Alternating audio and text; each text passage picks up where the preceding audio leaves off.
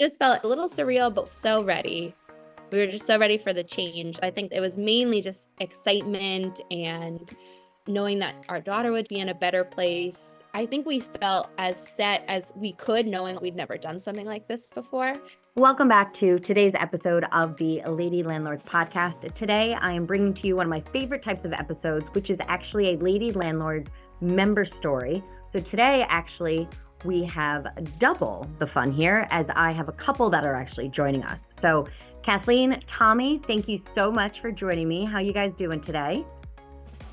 We're good. We both work in schools, and today was our last day, and that's very exciting. Yeah. Yes, I thank you also for spending your last day of school for the season with me. That's probably where more of the teachers are going to be, but I appreciate you guys really donating your time to spend a little bit of time with me sharing your real estate investing journey. But really the place that I always like to start with our member stories is just with a simple introduction, not about real estate. We'll get into that in a minute, but just introducing who you are, who you guys are as a couple. So Kathleen, I've known you longer. So why don't you go ahead and introduce yourself first? Yeah, sure. So yes, I'm Kathleen. Tommy and I'll start with, we have been married for almost 4 years. We got married actually in August 2020, height of the pandemic, super fun. And we have an almost 1-year-old daughter who turns one in basically a week. So that's super fun too. I work in schools. I'm actually an assistant principal in a middle school, which I love. I've been at my current school for going on 11 years there. Yeah. And fun fact for everyone, the way Becky and I know each other, we went to high school together, but softball has really kept us together. Softball's also how Tommy and I met. So, that's definitely a common thread on this podcast. Right, which is also then how I met my husband as well. Exactly. But yes, and just to even take that a step farther, I'm going to have to say hi to Mr. Clinchy, Kathleen's dad, who was actually my coach on softball way back in the day. So just really funny how that kind of came full circle, which I'll bring back in a second. But Tommy, why don't you go ahead and share a little bit more about yourself? Yeah. Hey, everyone. I'm Tommy. As Kathleen mentioned, I work in schools. I'm a PE teacher for 4th through 8th grade. Happy to be here. Thanks for having us. Happy that it's summer. No, can't have bad vibes with gorgeous weather and great company. So appreciate you having us. Yeah, of course. So you guys came into this whole real estate Lady Landlords thing very differently than a lot of other members. Most people find me through the Lady Landlords Facebook group, and then they get to learn who I am. Then they learn about my love for softball, and then we kind of connect on that space. But this was clearly different. So Kathleen, you and I were following each other over on Instagram. Now, what was it like, you two, also here in the New York, New Jersey area, kind of saying like, hey, now we're married, we're living in an apartment, we have a kid now. You're seeing just all the things that I post on my Instagram about like real estate. What was that like impression like when you're like, okay, there's other stuff on here besides softball and also travel, the other thing I talk about on my Instagram. But what kind of made you say like, what is she doing? Maybe I should DM her. It was this moment, Becky, because Tommy and I have, for the last 3 or so years, been trying to figure out where we wanted to buy, what we wanted to do. We almost bought something almost 2 years ago, and it was not the right place for us. So I'm glad we pulled out, but it's just been very tricky. And also thinking of like, how are we going to afford something? And where should it be? And what will it look like? The future felt very uncertain. And we then all of a sudden, Tommy has just done so much research and like reading and listening to things. And this idea started coming to us around, what if we bought something, but like they had passive income and like, making your place work for you. And then it just all of a sudden all like clicked together. And I was like, well, I do have this friend, Tommy, like we've asked her to play softball with us before. Like this is her business. And all of a sudden it was like, oh, you should definitely just ask her. And it was just like, I knew you did this. I'd seen it. I was like, oh, that's so cool. But now all of a sudden it was like a perfect moment of, we're finally ready. Here's someone who's doing the exact same thing that we're dreaming about. Of course, let me just ask her. And then it just got the ball rolling pretty quickly. Right. Yeah. Now, Tommy, where did the idea of the passive income and maybe thinking rentals and going that direction, where did all that come from for you? So I think the realization of like having a kid on the way at the time and taking a look at the teacher pay stub and being like, I'm not making enough, like trying to think long term. Passive income was kind of where my mindset was at. My brother-in-law started a side hustle and got me into that side hustle. And I just kind of took off with it running. I was like, so what else can I get into to try and supplement my income and our income and have some more money coming in? Side hustles are great, but then you want to take it a step further. Honestly, I listened to the book Rich Dad, Poor Dad by Robert Kiyosaki, and the hook was in from then on. I'm like, okay, entrepreneurial mindset. Let's go. What can we do? In all of the podcasts that I started listening to, every couple episodes, it seemed like someone was coming on who was doing some sort of rental unit, some multifamily stuff.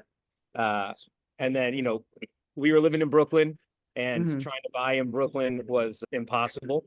So, multifamily just started to make more and more sense. And once we committed to that idea, that's just kind of where my mind went. Every time I was doing my casual Zillow searches on my commute to or from work, or had 20 minutes, like, let's see if anything's new on the market.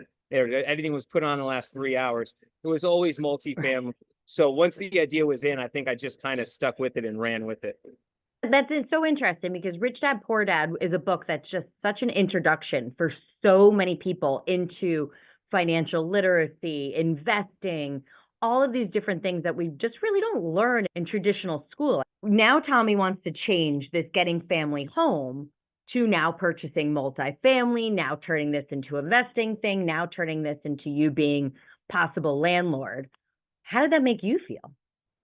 I was a little nervous, Becky. I'm definitely the one who sometimes there's someone who's like, let's just go for it, go, go, go. And then let's like think about all the pieces. Are you sure this is what we want to do? And in this scenario, Tommy is definitely the person who's like, just gonna go for it. And I'm like, well, but maybe not, but maybe not. So I definitely felt nervous about the idea of just, where is this money coming from? What if it doesn't? What if we can't find a tenant? What if we can't make it work? But I will say, in all of the research we had been doing and starting listening to your podcast and everything Tommy's read, no, we do have the ability to do this. And I'll never forget our first conversation where you were like, oh, I can help you get to where you want to go within like the first year or two. And all the pieces sort of came together at the right time. I love what you said about kind of that partnership, because that's a whole different wild card. Really, now not only investing, which is something new, but now doing that also with your partner. I don't know if you remember her name. Yeah. Shaking your head, you do. So Steph McQuaid said to me at Valentina Caldieri's 30th birthday party, right? This is now years ago, but somebody else, I'll bring this back to Somers High School here. I will never forget what Steph McQuaid said to me about relationships. She goes, in a relationship, you always need one partner that's going to be the kite, right? Mm-hmm. Somebody that's kind of the dreamer, somebody that's kind of going to pull things a little bit forward. But a kite needs a ground, or the kite's going to fly away. The other person needs to be the ground, the practical one, the one that thinks through things, right? The one that's going to really think about those logical things that maybe the dreamer doesn't necessarily do. But the ground needs the kite, otherwise they're just going to be kind of stuck in mud. And what's interesting is that you could be a kite versus a ground in different relationships, or even in certain different situations. Mm-hmm. Who's the ground and who's the kite can really kind of change. But it definitely sounds like in this situation, Tommy was the kite for sure. Oh, and absolutely. Kathleen, you were the ground, kind of digging your heels in, being like, where are you pulling me? Oh, absolutely. But when you then decided to kind of move forward with that, and I remember our first call, you had said, hey, one of our big questions is still kind of an area type thing, right? Mm-hmm. You guys were working in Brooklyn, now saying, hey, we want to look at New Jersey, maybe not necessarily go back to Westchester, but it wasn't necessarily completely out of the realm of things. Mm-hmm. And even though we decided, okay, cool, let's start working together, you guys actually had a property that you're like, well, we just saw this thing yesterday. We're going to be moving forward with it. We don't know what's going to happen about it, but like, oh, offer's already in, right? And then we decided to start working together. And like, I think literally within 24 hours, you were like, woohoo, accepted offer, right? So I can't count helping with that as clearly what I did. That had nothing at all to do with me. But I remember during our first call, you guys were like, yeah, we're really excited we got this offer, but we have no idea if this is a good thing, if this is the right area, if we picked even the right state. What was it like when you first now had that accepted offer, even before we start talking about the education, the real estate investing behind it. Now you have this accepted offer, right? You have no idea if this is the right move, the right plan, you didn't even know if this was the right state at that point in time. What was that feeling like thinking about that for you, Kathleen? Well, fun fact, I hadn't actually seen the apartment yet when The Tommy put house. the offer in. Or yeah, the house. I was just like, okay. Because I will say, while I tried to do a lot of the readings and I also read Dad, Poor Dad, Tommy really in those early days, was the driving factor. Just looked so much on Zillow and just and there were some compelling arguments for the location we were going to. Even though we hadn't done the criteria work with you yet, some of it looked similar to what you then had us do after that. It was definitely a lot of trust. I trusted Tommy. He believed this was the right thing. He'd done so much research. At that point, our apartment, as we've told you last year, is the reason that I was very much all of a sudden on board with this train of we need to get out of this. We need to get something for ourselves. This is not a place we want our family to live whatsoever. It was at that point, I had listened and read enough on my own. I was much more mentally in a place of I'm ready for this move. And we have to it's taking a leap. It's educated, hopefully enough, but it's a leap, but it's time to take it. And I started with you as the ground there. So that's why I wanted to hear your answer first. Tommy, now for you as the one that was kind of propelling this at that point in the time and really spending all those extra minutes you could looking on Zillow, going through those things. What did that feel like for you being like, yes, I got it, but I don't know if I want it? Nerve-wracking. Nerve-wracking, for sure. I mean, like I said before, Kathleen's always been one. She's lived close to work for most of her adult life, being within biking distance or just a couple stops on the subway. So me being a Jersey boy, I knew I was going to have this easier transition in.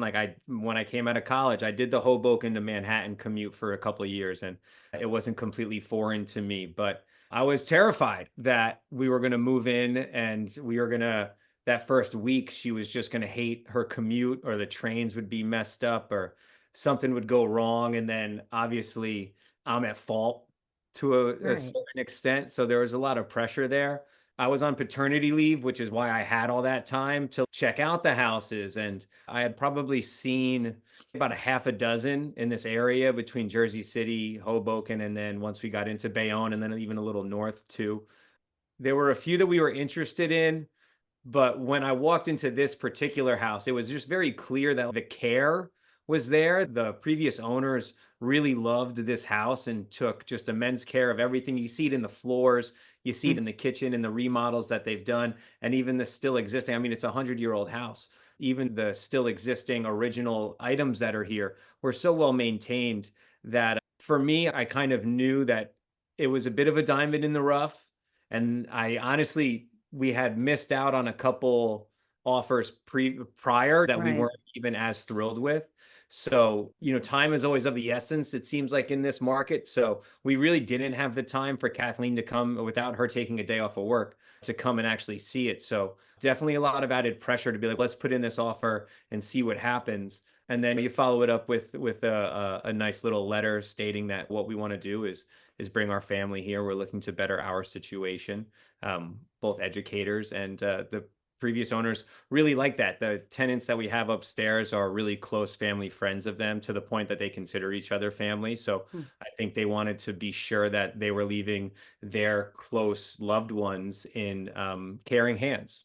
And we were happy to take that on. But the month or 2 months prior to closing was a lot of stress and, crossing your T's, dotting your I's. But then just internally, it's and then when we get there, she has to do the commute, and we're going to see. Right. But pleasantly surprised once we moved in regarding the commute and all of that. And I think it's been 2 months, month and a half, 2 months. And it's been a positive experience. For me, there's no regrets at all. There's no buyer's remorse or anything like that. We'll get to that in a minute. We'll get to closing and all that. Yeah. But because there were some different things that had to go through with your closing that I kind of want to talk about. Sure. But with that, Kathleen and Tommy, I know at the beginning I said to you guys, like, your journey reminded me a lot of when Emilio and I were buying a house, and we were actually in a similar situation. We'd looked at a ton of houses, especially New York, New Jersey market, what that's like. We were putting in offer after offer, especially in the Bronx at that time, Lower Westchester, where we were looking. I remember our realtor called us, was like, hey, I think I found something a little bit out of the box for what you were doing. I said, like, there is no way. I, one, wanted to move back to Westchester, but two, Metro North. Metro North, I'm sorry, I was a subway kid. Like, this was weird to have to, like, now all of a sudden switch in and take Metro North times where, like, I had to actually go for a time that was on a clock rather than just like showing up at a subway being like, there'll just be another subway in 3-4 minutes. So in a very similar way, my husband was the one that saw the property, and we had to get the offer in, and the offer had to be in like that afternoon. I wasn't able to leave the job that I was at that point. What worked out better for us was because all I cared about was the numbers. So the numbers worked. I really didn't care what the house looked like. My husband was more looking for the home.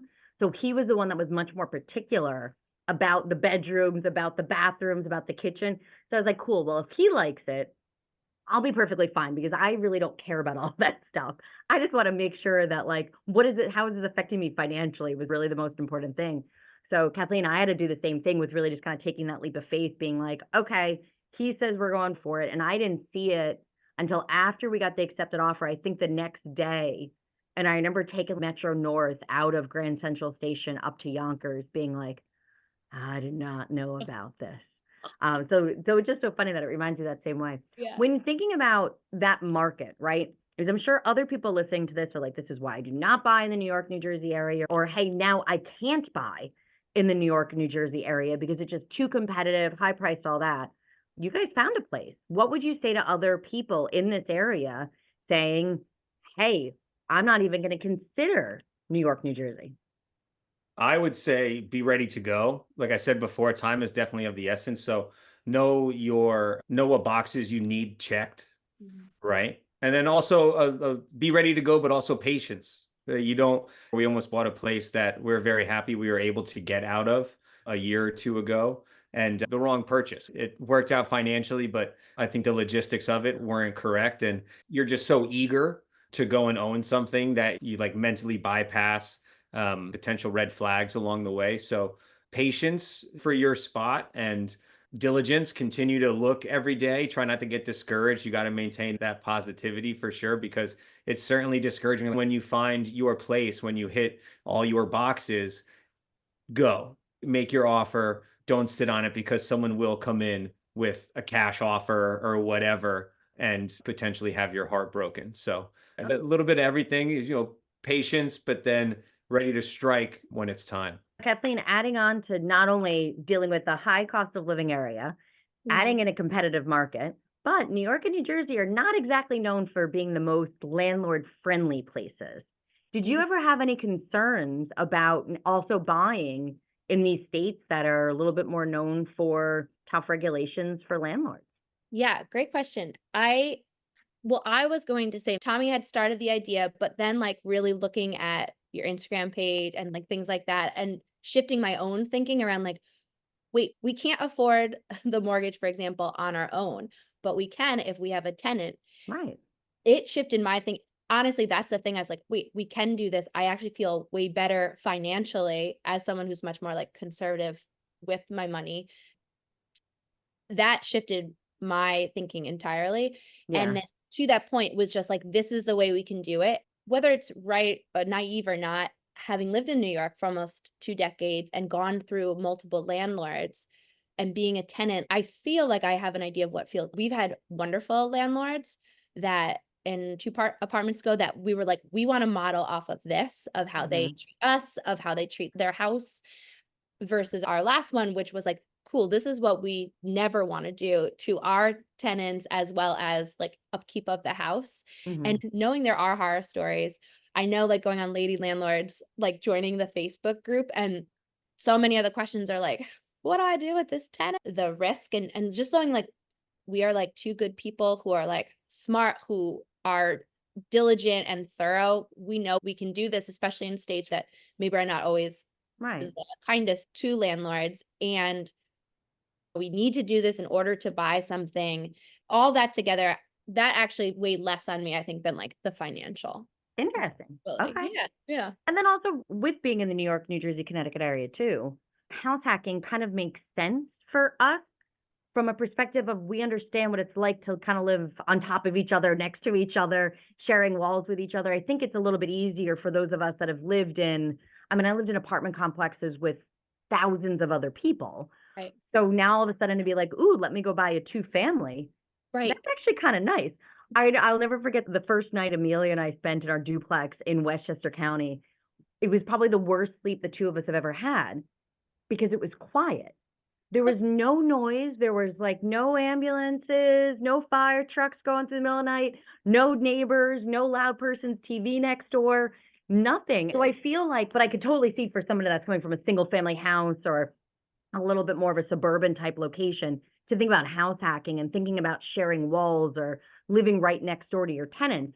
Very, very difficult. But house hacking for those in urban areas that one are used to the concept and even in a high cost living area to be able to say, well, hey, listen, maybe I'm not going to get paid to live here. Maybe I'm not going to cash flow. Maybe I'm not even living for free. But if instead I can go from paying $2,000 a month in rent to even down to paying $1,000 towards my mortgage because somebody else is also paying towards my mortgage when I actually own the asset, that's a huge win in a high cost of living area. Absolutely. Huge cost of living difference. So one of the first assignments I gave you guys, since you had the accepted offer on day one of us working together, was I remember working with you on this, Tommy, and I kind of said, hey, listen, I want you to go through these exercises, but now evaluate them with the property that you now have. So that way you can kind of get to that point of saying, hey, we feel comfortable moving forward from this, or, oh my God, we need to get out of this decision as soon as possible. How did you feel, Tommy, now going through those exercises that I gave you when you already had the accepted offer in hand? I mean, again, stressful, right? The Yeah, 2 months before the house, it was like, God, I hope I made the right decision. Honestly, this house, it hit on a few of them. Like, I think that the general area is great. It's one that's Yeah. going to appreciate as time goes on. I thought in that way it was a good investment. There's some hospitals around a half hour to get into the financial district in Manhattan. Right.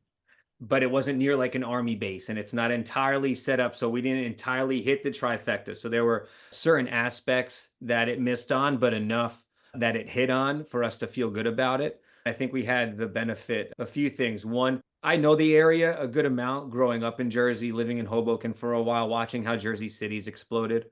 So the general concept that if we're hanging on to this long term, whether it's our forever home or an eventual rental where we're renting out both units and then we move out, we just think the long-term appreciation is going to be there for the city of Bayonne, which provides some comfort for us. But more importantly, it was once we had you on our side, I felt more confident because the people that I went to aren't landlords. Like my stepdad's a successful CEO and has bought multiple properties, but again, they're properties that he's living in, not renting out. If I had a question, I wasn't just going to ask someone who had no prior knowledge or experience, more, pseudo related experience. We can go to someone just directly and be like, hey, this is where we are. This is the situation we found ourselves in. What do you think? And have someone's opinion who we trust because they've done it before or have been in a very similar situation before, as opposed to just Googling, like, what do I do in this situation? And hoping it's right? Yeah, right. And again, there's a lot of pressure and stress on me. Right, that whole happy wife, happy life thing tested. Yeah, it's very, Right. the exercises were great, and honestly, I found the resources super helpful. Stop me if I'm getting too far ahead, but specifically, like when we were drafting the lease for our tenants upstairs, the resources that you gave were huge. Knowing that we could, in our monthly meeting, ask you questions about specific bullet points on the lease, state specific things, and because our tenants have lived in this house longer than we have.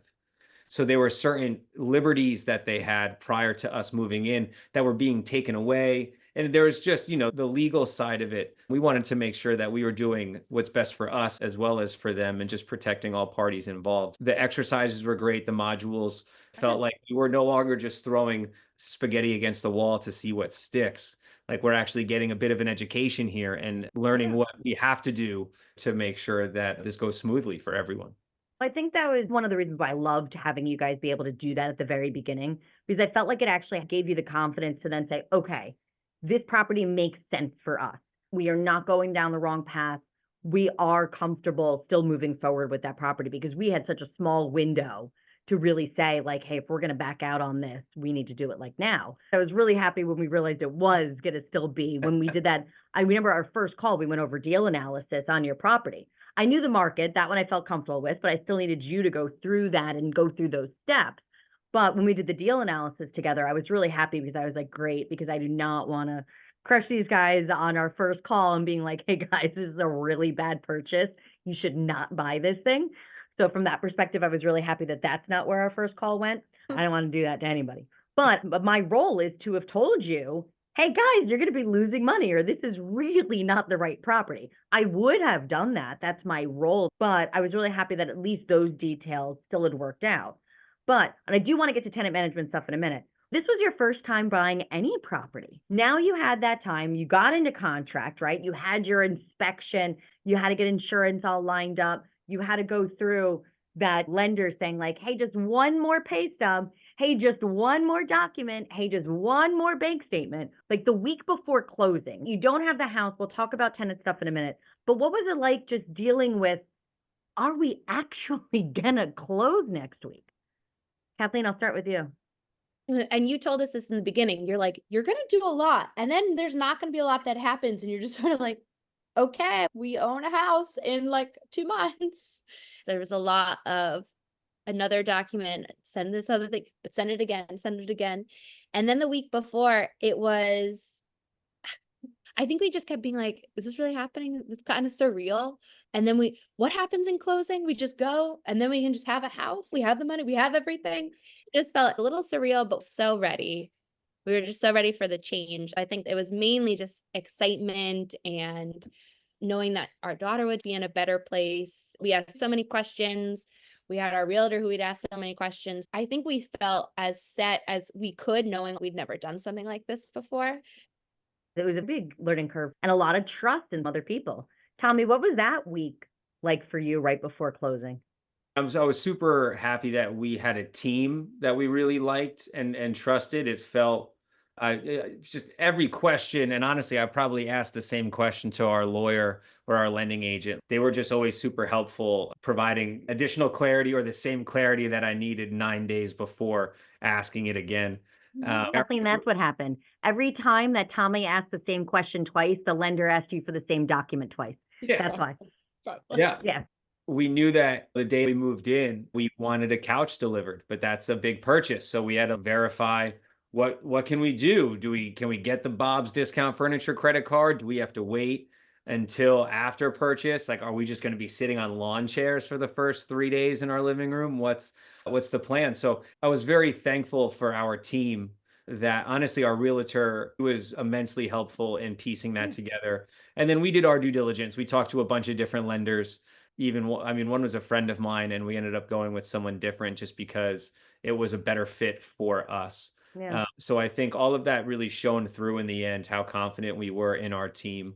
So I would highly advise anyone to make sure that you're comfortable. Don't just take the first person or, when it comes to mortgage rates, maybe take the best deal you can get, but make sure you're comfortable with that person too. Even that was like, we had someone come to us with a lower mortgage rate.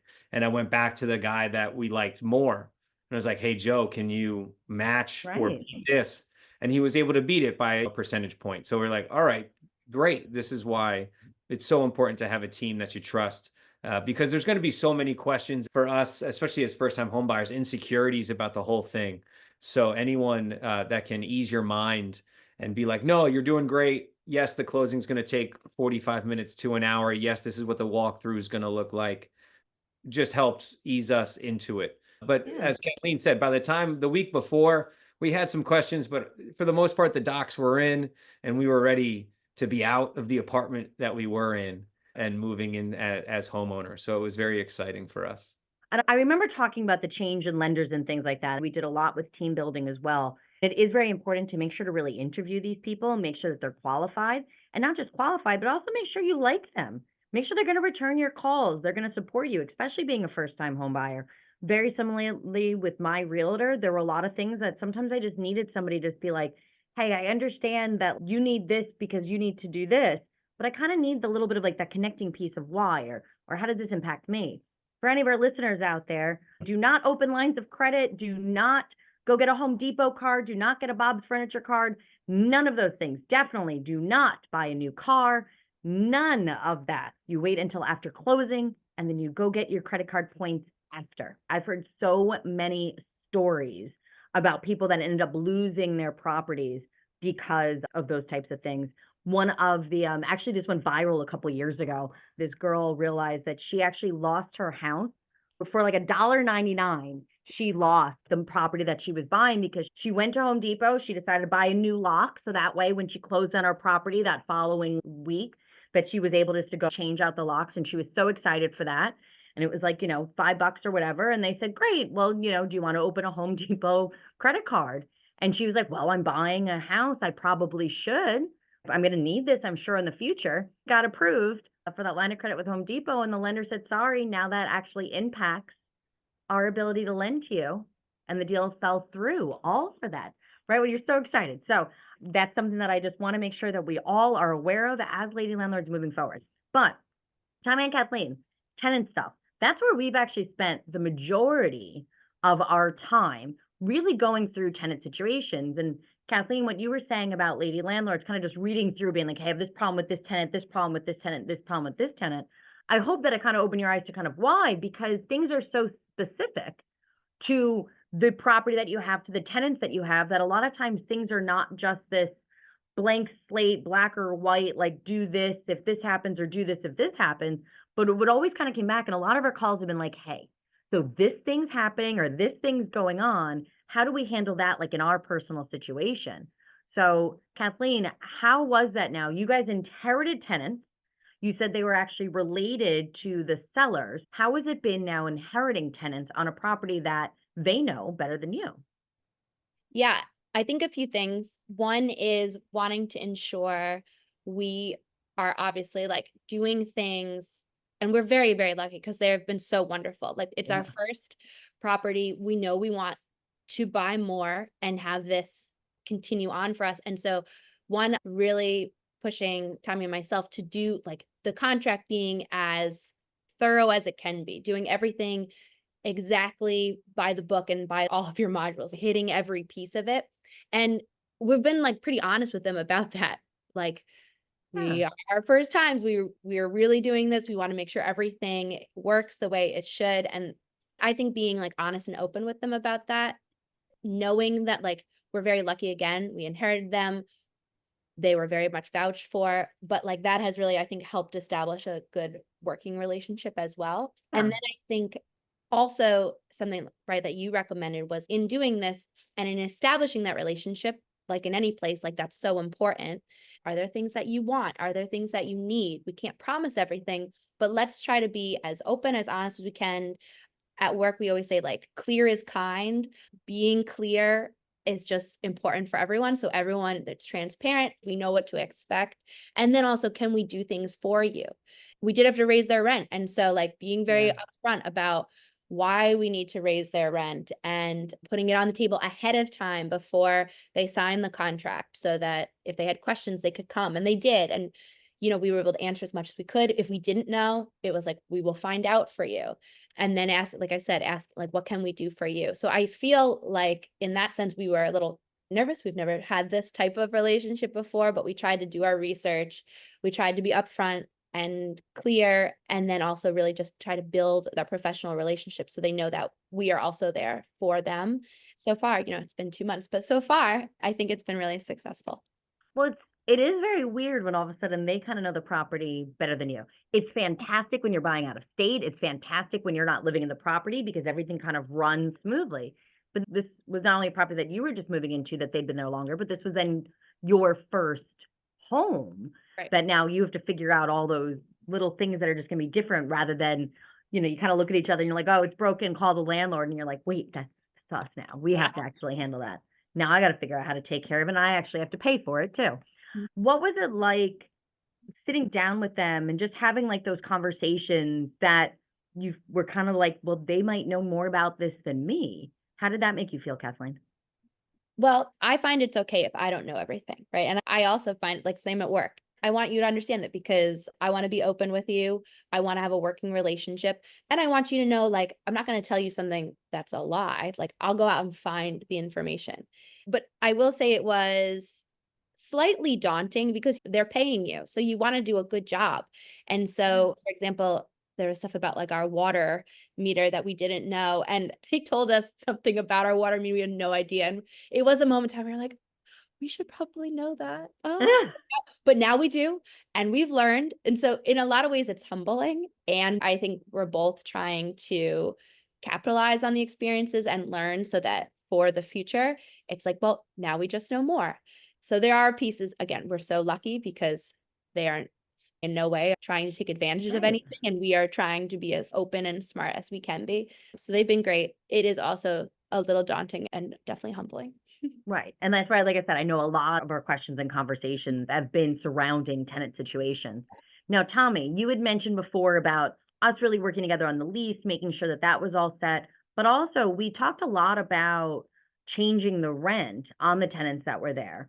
What was your experience now working, communicating with these people that this was their home before yours about what rent was going to be like and about some of the rules and the conditions and things that were going to go into that lease? Yeah, I'll say I think by the time we sat down and had that meeting with him, I had probably printed out the same lease, give or take a sentence or two, 6 times, Okay. 7 times. Just Okay. unfortunately, I was just killing trees because I'd print it out, I'd look through it, and I'd be like, "Oh wait, this phrasing is off, or we didn't address this. Let me go back in and make that edit. Let me add in this addendum." I had a meeting with our lawyer about it after closing because he was very helpful throughout that whole process. And shout out to Tejas. Tejas was instrumental in like, all right, take me through, what do you have questions about? And the resources are great because they're very thorough, but for a new landlord or a homeowner is also just a lot of information. So you don't want to print anything and everything out without having a firm grasp on it. A month or so with them as our neighbors, right, prior to signing the contract, where we got to know each other more on a personal level. You come in as a family and you want to get to know the family that's living above you. So we were very neighborly to start, and we were trying to be considerate in what our raise was going to be, knowing that we're raising your rent while simultaneously taking away your access to the backyard and the basement is like charging us more, and we don't have the Right, for same less rate. things. Yeah. That's tough. Like I try to see it through their perspective, and I don't know how I would handle that. But again, it was something that kind of had to be done. And that's when I think switching the mindset from like your neighbors, but you're not friends. It is a business transaction. So the more that I read through everything and kind of mentally prepped myself for that meeting, the more confident I felt Yeah. in that conversation happening. We had dropped off the lease about a week before actually sitting down with them. Uh, and I had spoken to Lou, the husband upstairs. I wish these tenants upon anyone and everyone because there would be no tenant issues if everyone. There'd be no Uh, lady landlords then. Yeah. No, uh, they've been fantastic for you guys. Yeah.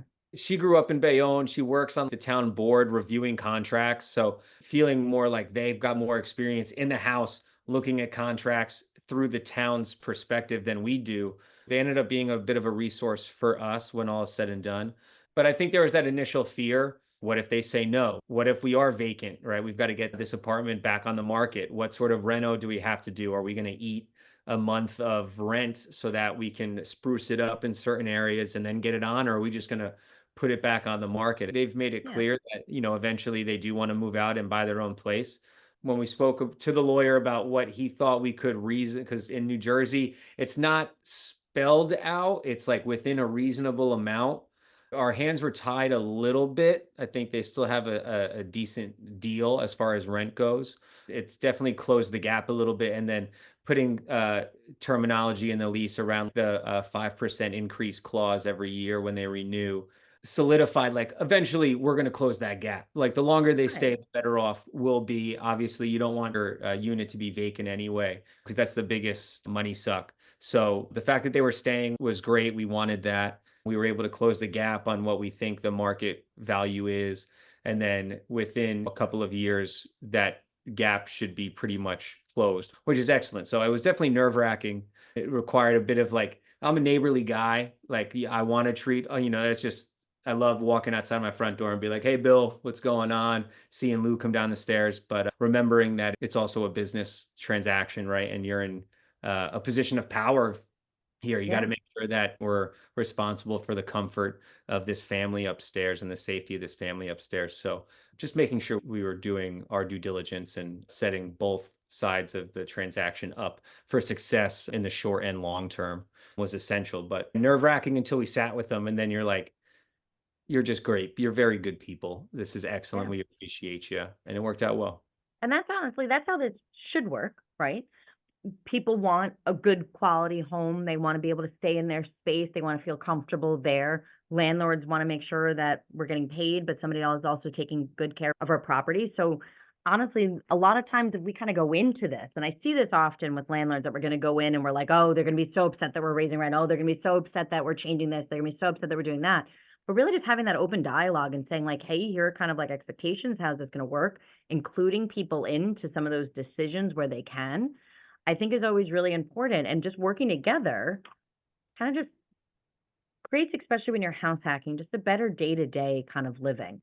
So one of the last questions I have for you, Kathleen, actually, is what do you think this experience would have been like closing, but then dealing with all that tenant stuff, setting up that property, if you didn't find Lady Landlords? I'm like, I mean, it's the most stressful time of the year. Like the end of the school year is always more stressful. We have a little child and Tommy was going back to work. Thankfully, our mothers were taking care of her, but there was a lot of stress in our lives outside of buying a home and having tenants. Like when I think about Lady Landlords in general, I think of roadmap. We stumbled upon this home ourselves, but we have such a clear roadmap now for dealing with our tenants. If something were to happen, it's such a clear map of what to do. And as we've already started thinking of like, and then what's next, which had always been, right? Like one of your Yeah. first questions is like, what is your vision? Like, what is your dream for this? And so I just can't imagine going through it without that clarity and sort of reassurance of someone who has experience of a community that you can just drop a question into like the Facebook group, or you can jump into the Zoom twice a week. So really it was clarity, reassurance, and just like where to go. All of that. I don't know how I would have been in that situation otherwise. Poor Tommy. That's all I would say. Right, because exactly, and that's kind of as partners, you kind of lean on each other for that. But sometimes, once again, this was also new for Tommy. So Yeah. Tommy, kind of going through that, what was it like for you to have Lady Landlords there kind of backing you up with answering some of those questions and working through some of this newness? I mean, it was huge because everything up until that point that I had done any research that I did on my own, there's so much information out there. And you're sitting there even wondering, like, is this a reliable source? Like this website that I'm getting from, is it just spewing, BS at me, or is this an actual source? And in the end, it's a guess. Like you're doing the best with what you have. But once we had a solidified resource in you and the entire Lady Landlords crew, there were multiple times where instead of my answer being, I don't know, I'll Google it, they would throw it into the chat, throw it on the Facebook page. Let's see what we get back. We had something about New Jersey specifically, and we put that into the Facebook group and had a few answers back. People are super responsive on there. And we're super appreciative of the group in general, but then also listening to the meetings, the podcasts, the Q&As throughout the week. Even if we just pull one item from the hour-long Q&A, it's a big item for us to be able to pull. Just the confidence in making a decision was so much easier knowing that we had support and a resource that wasn't an educated guess. That was more real life experience, professional help, which is what it felt like we needed. We needed some professional help to get the ball rolling, and it made it way less daunting of a task. Right. And to me, this is more about just knowing the answer, but we actually need to put that into action. And to be honest, that comes from the confidence, right? Anybody could read the book and be like, okay, got it, answer is X. But unless you know what to do with X, how is that going to help you? So I'm really happy that we were able to kind of tie those resources together and give you the confidence that you needed to go get the first property, Now we ready for the second property? All right. That's, I know, what we're working on next. So we'll have to have you guys back on in a couple months to share about now moving to the second rental property that we're going to be purchasing. But thank you both. I appreciate so much of your time. Just thinking about the second property. Yeah. Yeah. That's the goal right now, right? Yeah. Well, I think I said this in our last one-on-one. I was like, the idea of buying houses seems like it's a Herculean task. Collecting doors, I love that phrase. We're going to collect doors. We're doing that. It seems easier, and we're running with that. Yeah, we're both super excited for the next step. Now that you guys got the first one closed, moved, got things settled with tenants, now it's time for the next one.